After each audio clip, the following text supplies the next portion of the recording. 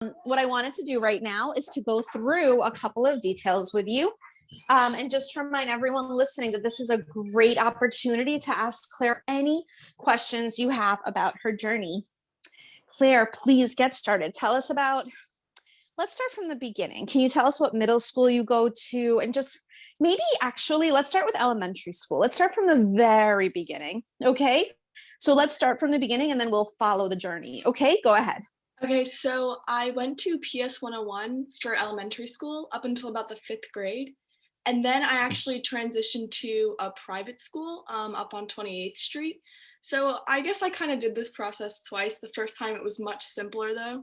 Mm-hmm. I mean, it was just a simple test and a little interview, I think. Maybe not even an interview, but it was a simple test. And so then I transitioned to the Epiphany School, which is a private school on 28th Street. And then from there, I applied to like 6 other schools, I think, for high school. So just to break it down, so from kindergarten until when were you in public? I was in public from kindergarten to 5th grade. Got it. And then you transferred. Okay, good. And then you decided, what did you want to go to public and private, or were you just aiming for private? Well, I was originally I was only thinking privates because I did go to a private middle school and a public elementary school, and I just felt more I liked the private a little bit more, I think. Got And, it. but then later on since I took the SHSAT course, I thought I would just take the SHSAT. So I incensed did apply to 1 or 2 public schools. Got it.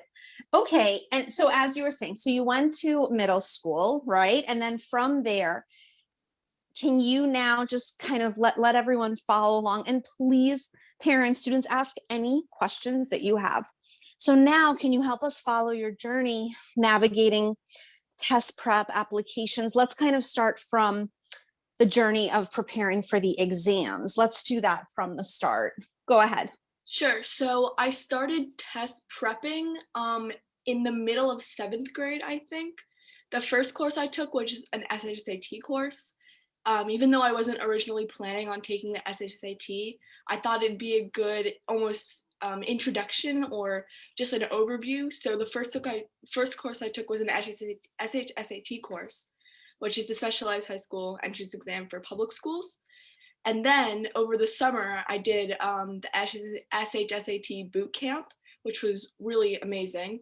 And then in the fall, right before my actual testing, I took an ISEE course and like a 3-week tax course provided by my school. And Can you help us just compare you being an 8th grader and now you're able to reflect on the testing experience? Can you kind of just compare the exams? Because this way parents and students and those who are listening to this video recording, kind of just give us your feedback. How did you feel these exams were? Similar, different content? It's actually a really popular question. Parents ask all the time about the differences and the nuances for the exams. Go ahead. So I would say that most of the tests, based on what they cover, they're all pretty much the same thing. Um, but it's more about how they're structured is what makes them different. So I think that if you're planning on taking like the HSPT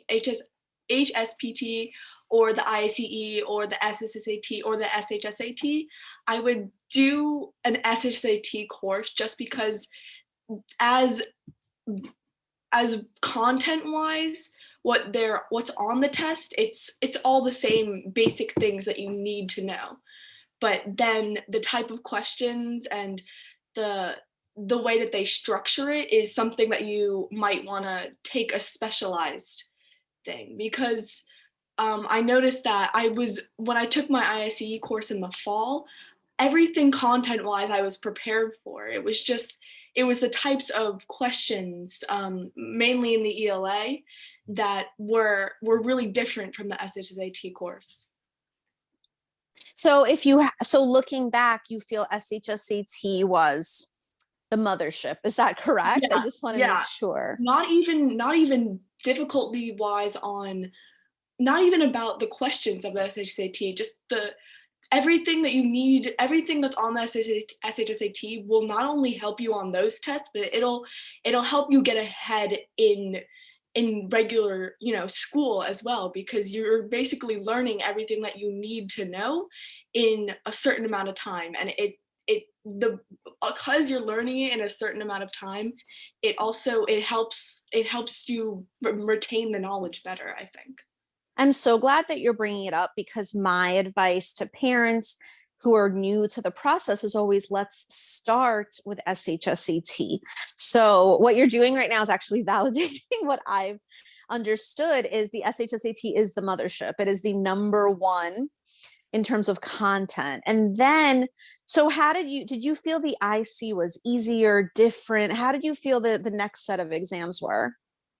Sure. So the ICE and the SHSAT were the same on difficulty wise. It was more so the type of questions that they were asking, which was different. And then for the tax, I found was it's really easy. I mean, I barely felt I needed to prep for it. Like I said, content wise, they're all the same. It's just difficulty. So tax was the easiest. Didn't have to do any other prep. But for the tax, it's good because the tax definitely has the most unique type of questions. So it's best to, if you're planning on taking the tax, it's best on taking a course, because the questions for that can be really tricky. But difficulty wise, SHSAT and ICE are pretty much the exact same. It's the structure and the timing that's different for both.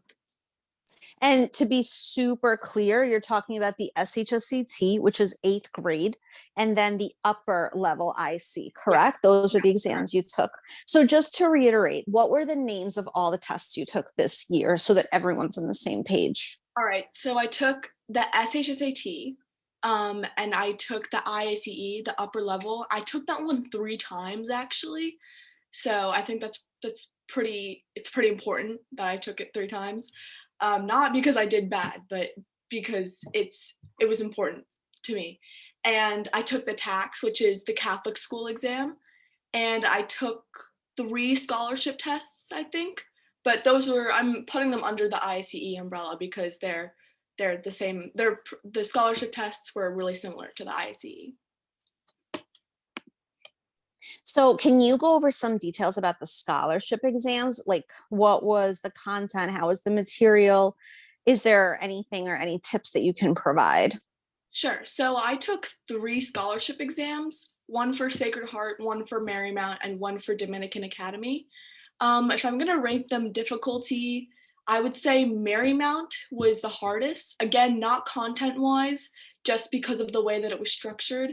And Dominican Academy was the easiest, considering it was just an essay and an interview. So the Marymount scholarship exam was a little strange, I have to admit. I mean, the math was really straightforward, typical, ICE math. It's the ELA questions that kind of threw me off. I mean, they were really strange. They were asking for comparisons and similes, and not like reading from a text and answering uh, questions like such. And then for the Sacred Heart exam, it was a really standard ISCE like practice test. I mean, it was shorter and not as timed, but it had the same section. So there was quantitative reasoning and math achievement, and also ELA. I thought that one was very simple, and I thought I was even over prepped for it. And then the Dominican Academy test was just an essay I had to write about painting.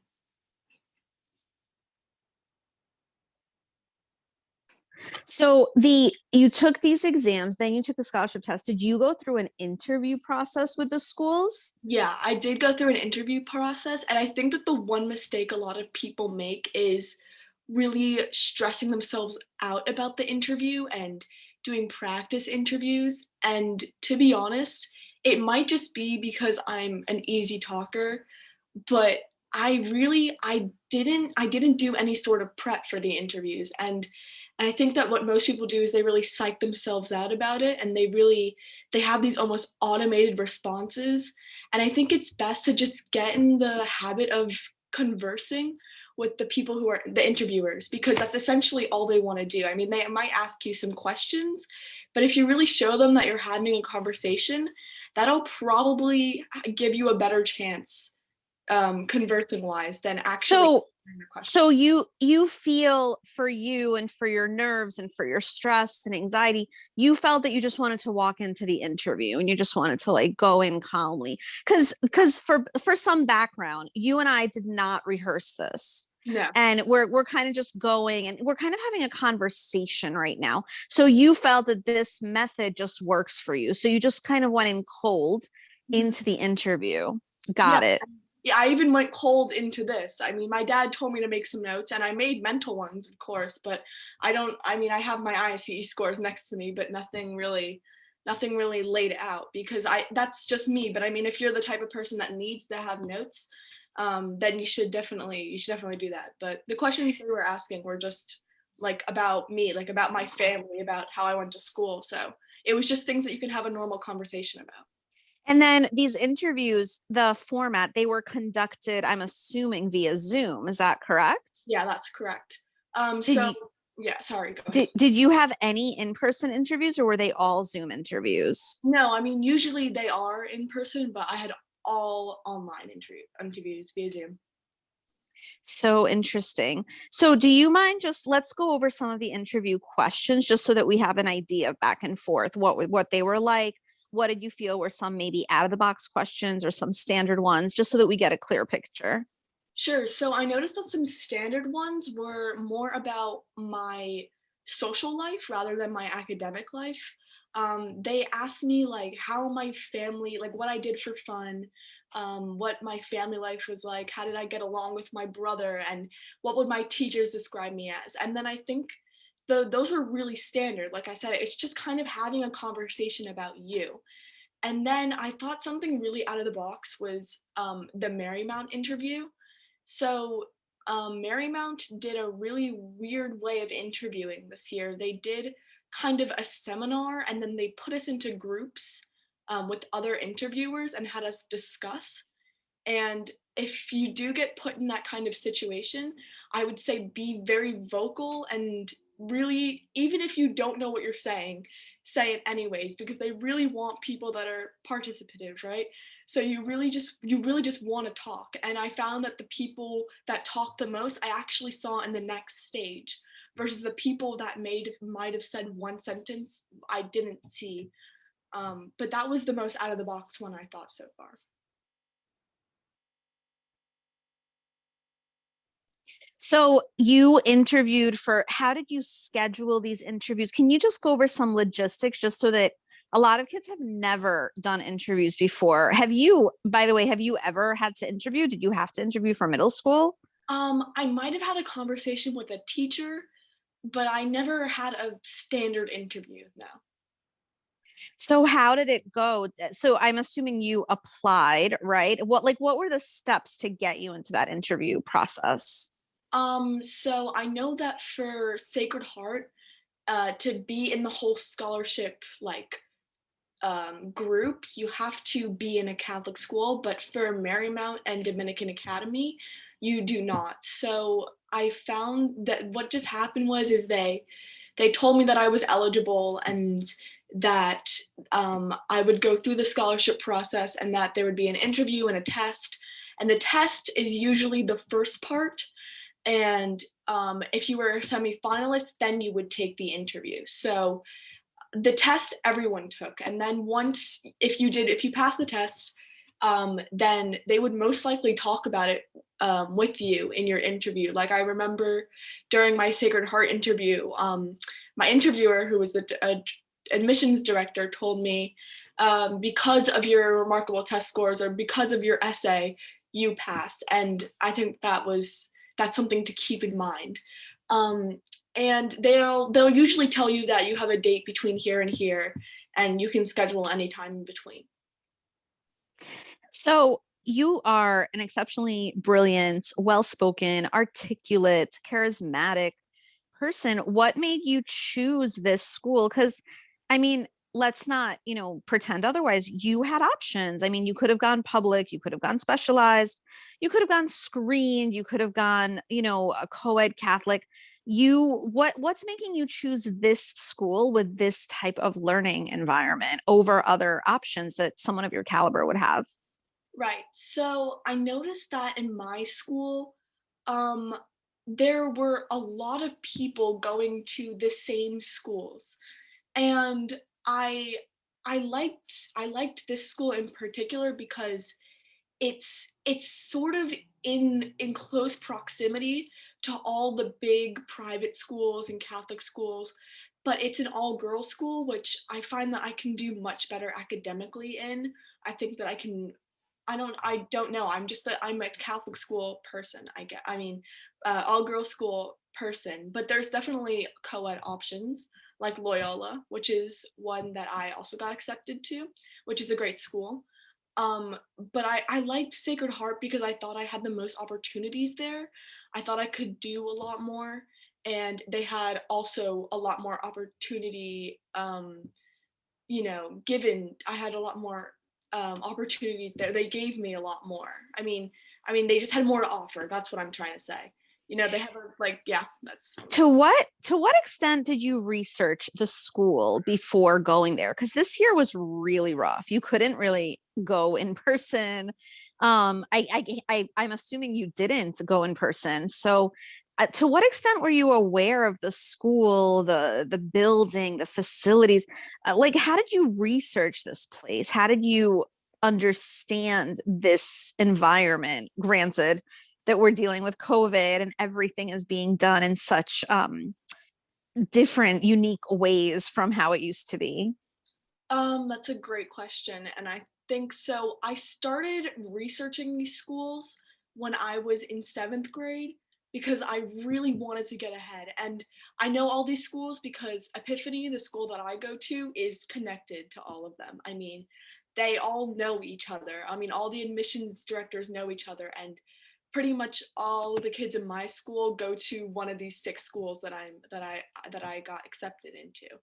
And so that's how I knew them. And I started researching and going to open houses in the 7th grade, which I'm really happy I did because I got to have an actual experience rather than just being online.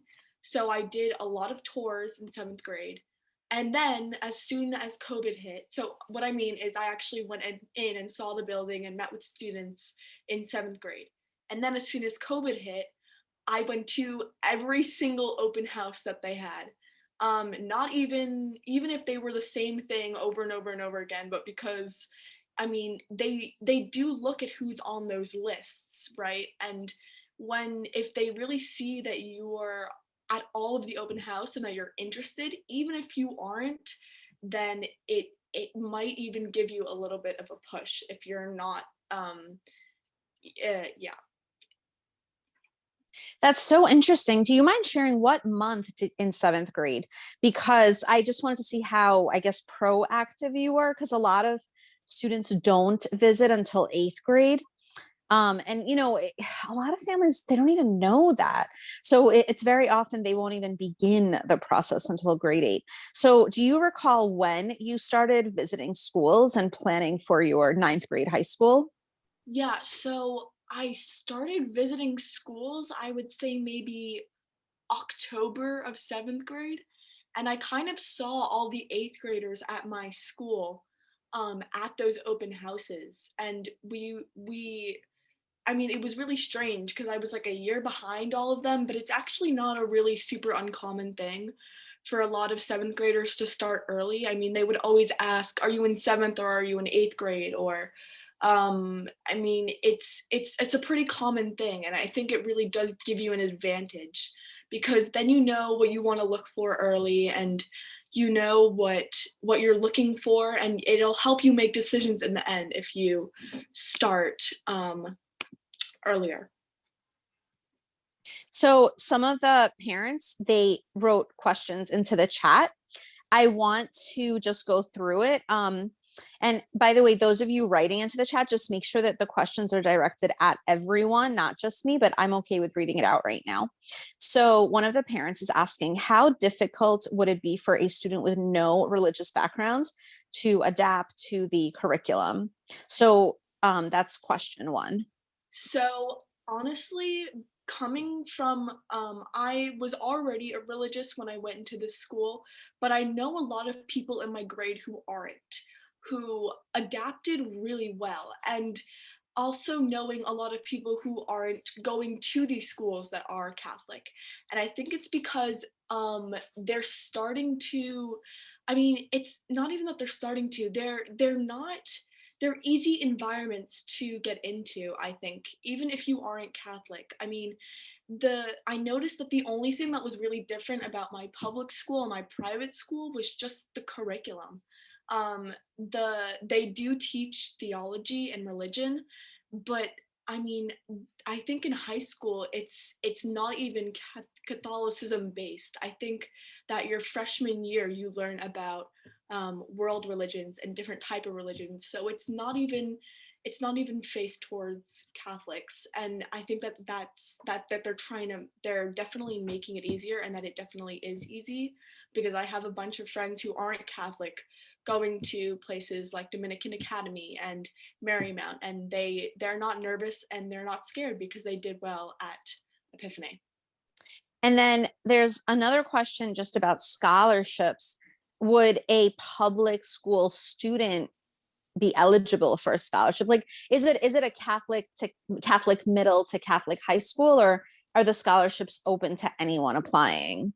I'm sure I know that for Sacred Heart is the only school that I know of that has you have to be in a Catholic middle school to be eligible for our scholarship. But I know that I think that's only Sacred Heart. Um, and I think that all the other schools like Marymount, DA, Notre Dame, St. Vincent, you don't have to be Catholic at all. Marymount, I think you have to apply in advance, but for DA, Notre Dame, and St. Vincent, they're academic based. So once you get accepted into the school, they tell you if you got a scholarship based on your academics, or if you didn't receive a scholarship. That's so interesting. So something that I've noticed with just the higher education component is Catholic high schools, they tend to have students who later apply to Catholic colleges. And one after the other, they just receive these amazing scholarship opportunities because they went through a Catholic high school education. So schools such as St. John's, St. Francis, I can go on and on, Fordham University. So just keep that in mind. Marist, there's so many schools that have amazing scholarship opportunities that pull students who attended Sacred Heart, Dominican, Prep, Malloy. So it's definitely something I want to add, that the scholarship channel actually keeps going. There's another question. Okay, let's go through this. Okay. What was the timeline in which you took the ISEE tests? So there are a couple of components to this question. So let's start one piece at a time. So what was the timeline when you took the exams? So I see my dad actually answered this in the chat, but I'll kind of walk you through it anyways. So Mm-hmm. I took my first ISEE without any test prep in July when I was doing the SHSAT boot camp, and I actually scored above average, which I talked with someone who also took the ISEE a year prior, and they were really surprised, and I was really surprised. So I have my scores from July, and I got a 6 in the verbal reasoning, a 7 in reading, 5 in quantitative reasoning, and 6 in math achievement. And those seem kind of average considering that it's a 1 through 9 scale, but the average score for the ICE is actually about a 4 or 5. So if you get a 5 or a 6, then you're pretty much set into most of your schools. And then I took, after all my test prep, I took another ISEE class. So this was after my ISEE prep and my SHSAT prep. And this was around, hold on, I actually have to look. It was November, last week of November. And I scored really well that time, actually. So in November, I got sorry. I got a 6 in the verbal reasoning, a 6 in the reading comprehension, a 7 in the quantitative reasoning, and an 8 in mathematics achievements.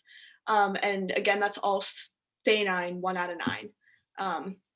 And then I took it one more time to see if I could do better, but I did about the same. That was about a week later. So, I mean, there's different sessions for the ICE, and I would really plan it out to make sure that you're taking it.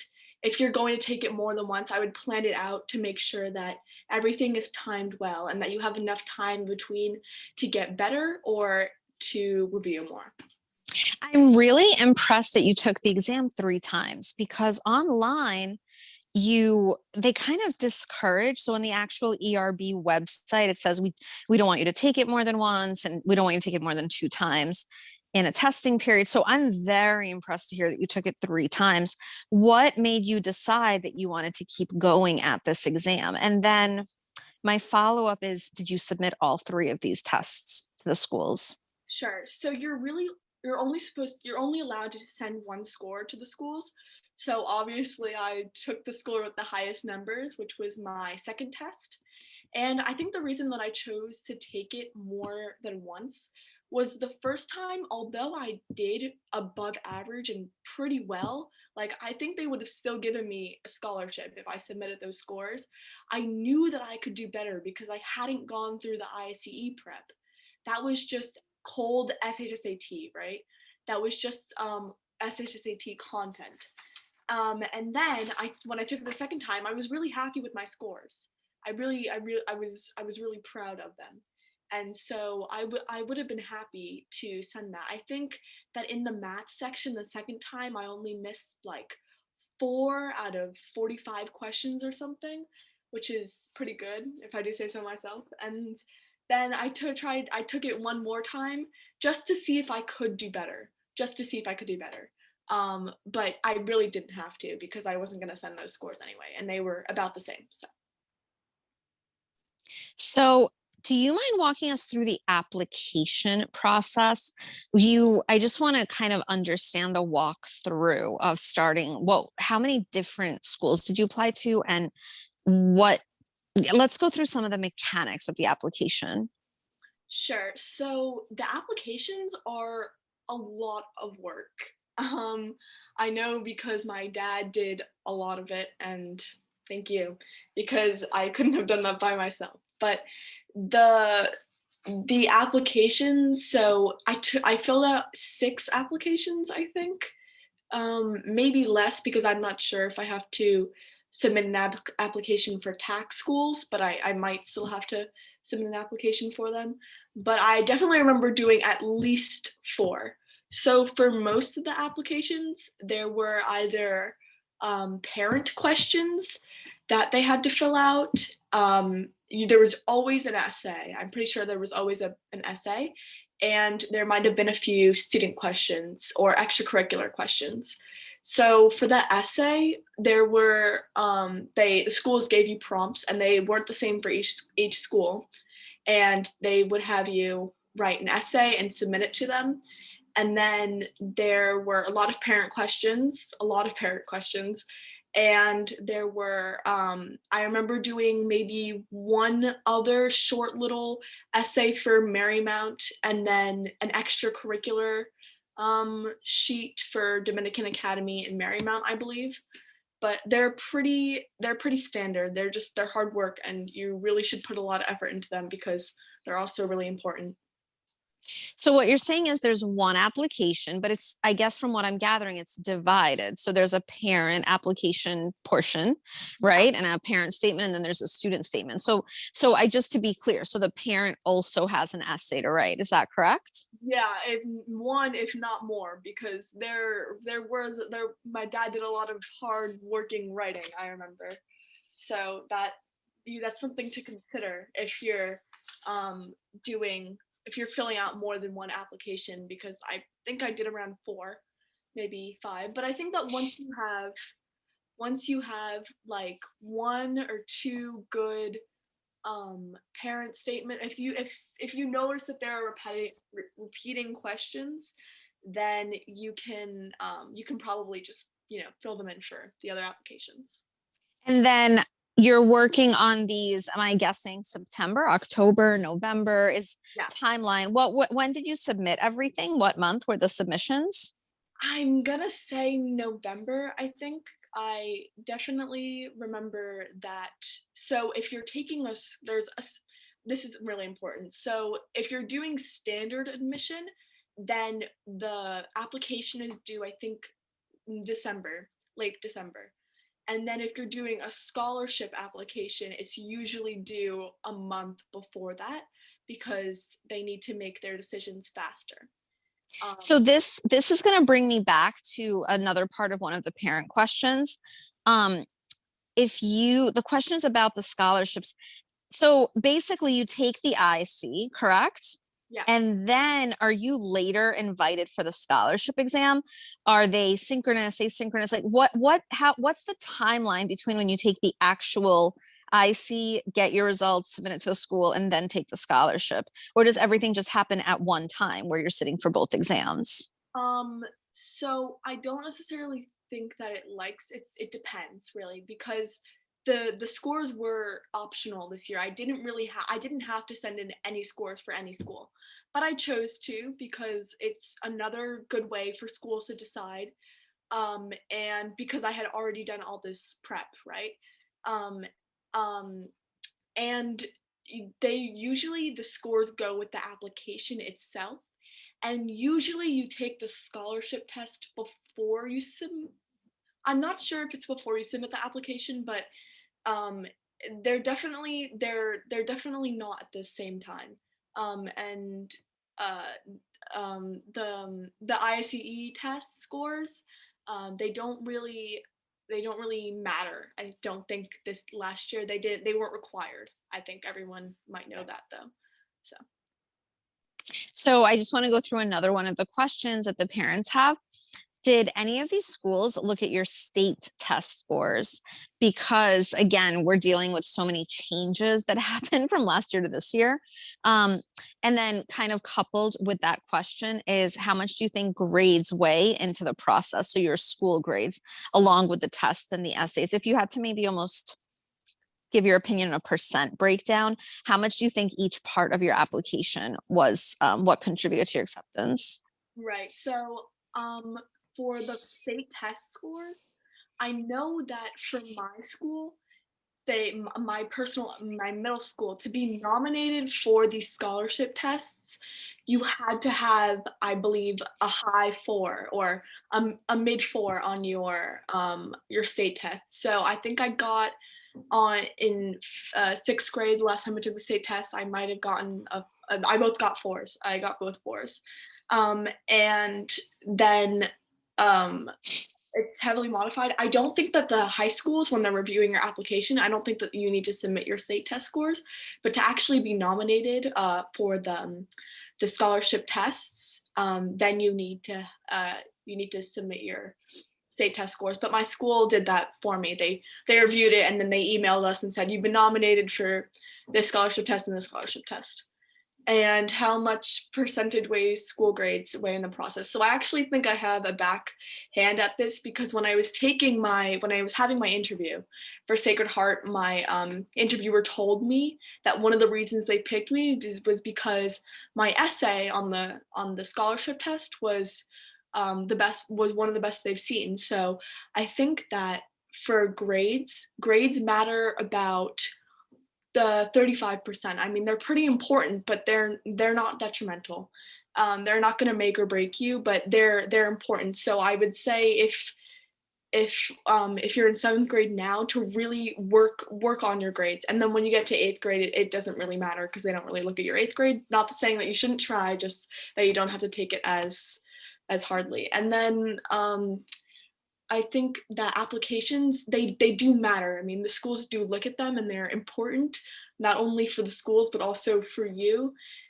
So I would say maybe those are like 25, and then if I'm saying like for the scholarship test and the essay and the interview, that's a big portion of it. That's where they really get to know you. So I don't know if I probably haven't done any of this math correctly, but it's probably a good 50% of how they decide. Um, and then there are other things. So I just want to do a follow up also. Did you, so seventh grade testing. I can answer that. They did not have state testing in seventh grade, so it was connected to the pandemic and so on and so forth. So again, Claire, what did if you could just go through what did you submit? You submitted your report card. Go ahead. I submitted my report card. I submitted an application that had parent statements, student questions, and a student essay. That also had, other just basic application things. Um, and then I submitted a report card. And my test scores, and that was about it. And then, of course, there were interviews and tests, scholarship tests.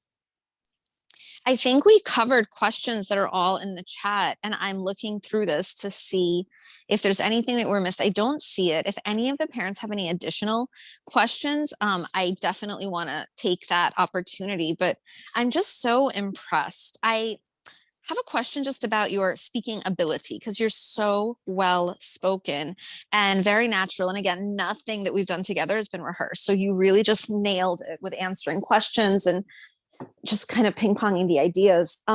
Where do you have this almost gift or ability?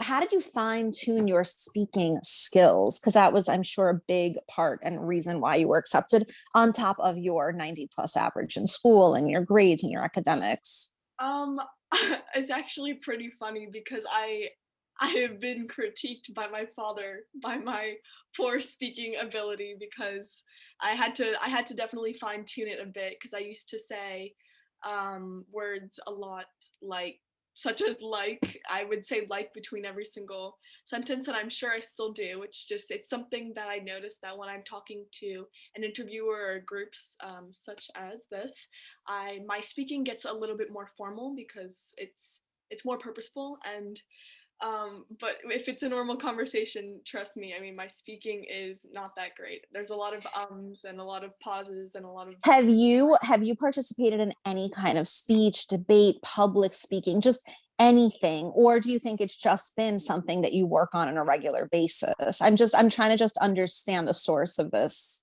So I've been, not to trying to toot my own horn or anything, but I've been complimented a bunch of times on my writing ability. Like my teachers nominated me for a writing contest, and I've gotten some remarks from interviewers and admissions directors, and I think um, that writing is just something that came naturally to me.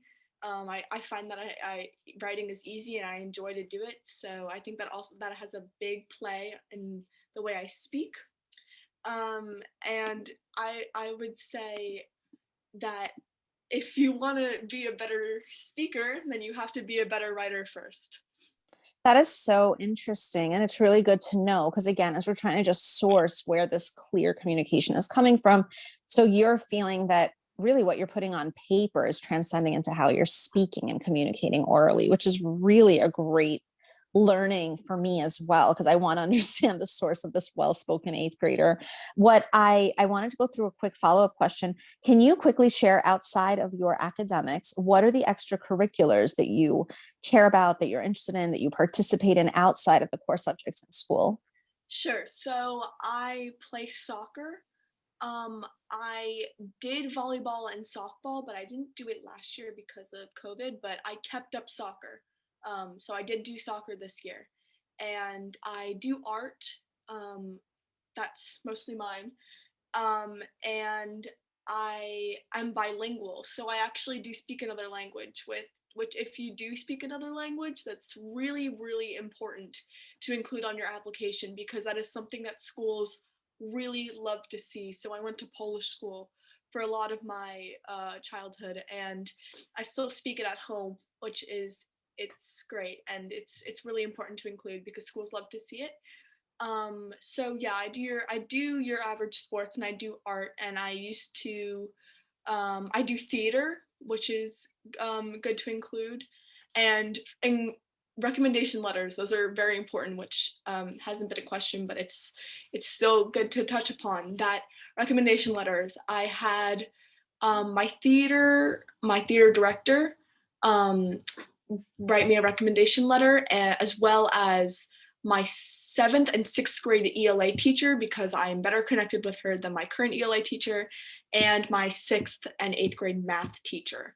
So if you have a strong connection with a specific teacher, then I would definitely say ask them for recommendations, because they're going to do a much better job than a teacher that's only had you for 1 year or one that you don't connect with. We covered so much ground and I learned a lot. And I always think that I know a lot. And then I have these moments where I say, wow, I'm really learning. You've covered so much ground. I want to take a moment just for everyone to say thank you. And, they're going to type into the chat. And I really enjoy the parents typing it in. I say screenshots. And I want to just thank everyone who participated and who listened. And we're tiny but mighty. So we had a nice turnout, and we are going to share this information with any parents down the road who want to learn and see from it. Something that I really like to do is take the parents off the mute just so they can give you a really cute thank you themselves. So I'm going to unmute the parents and we're going to say thank you as you are unmuted. So please, everyone, do that. We want to give you a huge, huge, huge, gigantic thank you so much. So let's do it, I guess, together, and then we'll do it on 3. Okay, good. Everyone, go ahead. Thank you. Thank you, Claire. Claire. So let's do it together. Let's do it as one big group. Ready? 1, 2, on 3. Ready? 3. Thank you, Claire. Thank you so much. We're really excited to see about what the future holds for you and for your life. And it has been an honor.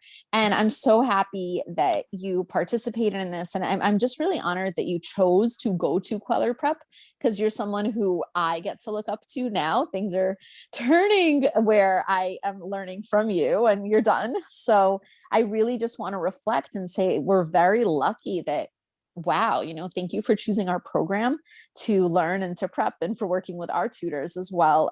It's really incredible. Parents, if you're able to, please just also consider leaving a nice review on Google that, we don't only prep for one exam, we prep for a bunch of different exams. And this has definitely been a year of oh my goodness, change and adaptability. How about we leave it at that? So we would much appreciate it. I want to thank you so much. So Claire, in this audience, I just want to make sure I know your dad is here. Are your grandparents in this? I want to just see if they're here. My grandparents are here and my great aunt is here. So. Oh my goodness. So I actually want to have a moment. I want to have a moment where we tell these amazing grandparents. Wait, who else was it? Who else is in the group? Tell me. I have a great aunt and a great grandparents and my father.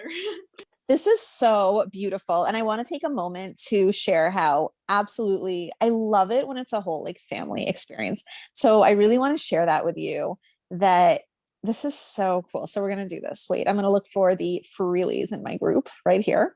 Okay. So I have this here. That's so cool. So James Freely, are you here? Right here. I just want to say we are so proud and so honored. And wasn't Claire so great? She's so well spoken and amazing. And she did such a good job. So thank you so much. JP, thank you so much for letting us learn from your daughter. And you're here. I just want to make sure you're here as well. Thank you so much for letting us learn and gain wisdom and have this amazing opportunity. Claire, where's your aunt? Tell me, who is it? It's Annette. I don't know if she's connected, but yeah. Annette.